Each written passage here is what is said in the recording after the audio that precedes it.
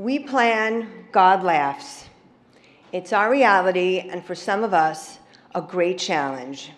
You see, I'm a planner, and I hate surprises. It took many years of planning and davening to become a dermatologist.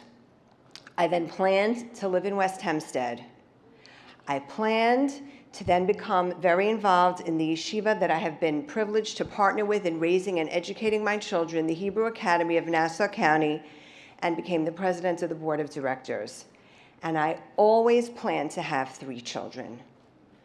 So if you had told me that many years after I had had those 3 children, I would suddenly start to feel that we had more room in our hearts and in our home for more.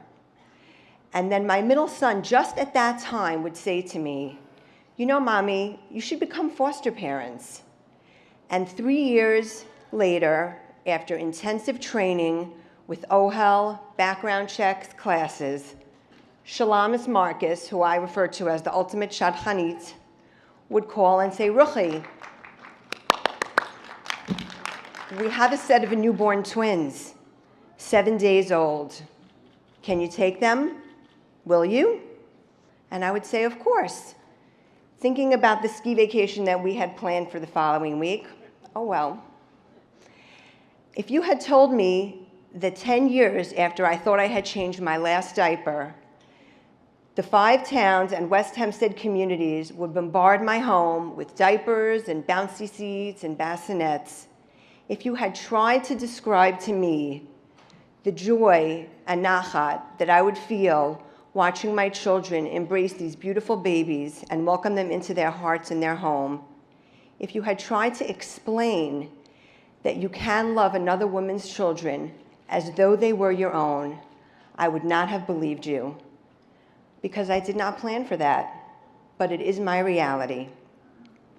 Shortly after these beautiful babies joined our family, I met with a good friend of mine who's a social worker, and I said to her, how do we give these babies what they need and love them just enough, but still create a little bit of distance, preparing for their eventual departure?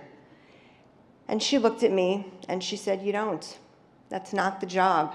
It's not what you signed up for. You give yourself 110% every single day, and you will deal with what you have to deal with every single day. And that's what we do. You know, a lot of people, they stop me and my husband, and they give us chizuk, and they tell us what a wonderful thing we're doing. And every time we look away, we change the subject, my husband makes a joke. Why? Everybody likes a compliment, right? Because we know the truth.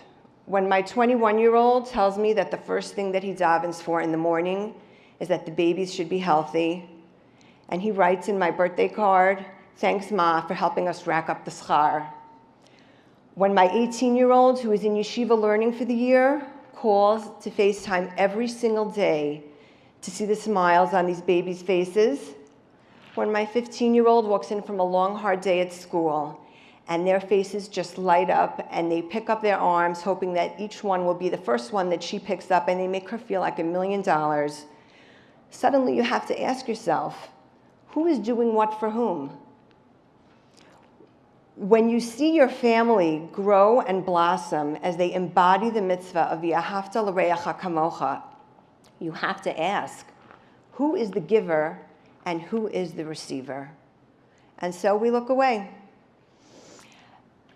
This endeavor requires a lot of help. I don't generally like to ask for help, but there are a lot of moving parts and a lot of pieces to this puzzle. And that is where Ohel steps in. Unfortunately, I am not able to bring their babies every week to their Ohel visits. Ben and Junior, they pick up the slack. One of these babies needs a little bit of extra medical attention. One call to Birdie, wherever I want to take them, it's ready to go. So to Kelly and Shalamis and Birdie and Batshevas and Malki and everyone else who I've not yet been privileged to work with, I want to thank you for helping foster parents navigate the complexities of the foster care system, for providing the guidance to us so that we can do what we have to do each and every day. And none of that could happen without each of you sitting here today. The future of the Jewish people relies on our children, and so it is incumbent upon us to provide each and every Jewish child with a loving and nurturing home. And all of you enable Ohel to do the most important work that there is. And that is our mission, that is our charge. There is no other choice. I want to end with a story. A week before these beautiful neshamalach joined our home, we had planned for the first time to go away for Pesach to a hotel. My kids were very excited. And then you start to think about one hotel room, 2 adults, 3 teenagers, and 2 teeny little babies who wake up every 2 to 3 hours. Not really the recipe for a successful vacation. And as you can imagine, there was not a long list of families waiting to take the babies for Pesach. So we called our cousins, who we are very close with. They have 2 school-age children, and they had recently decided to try to enlarge their family, and we're finding the process not so simple. A few weeks ago, about 9 months after they had agreed to help and do their part in this mitzvah, they gave birth to their very own set of twins. We take care of God's children, and He will take care of us.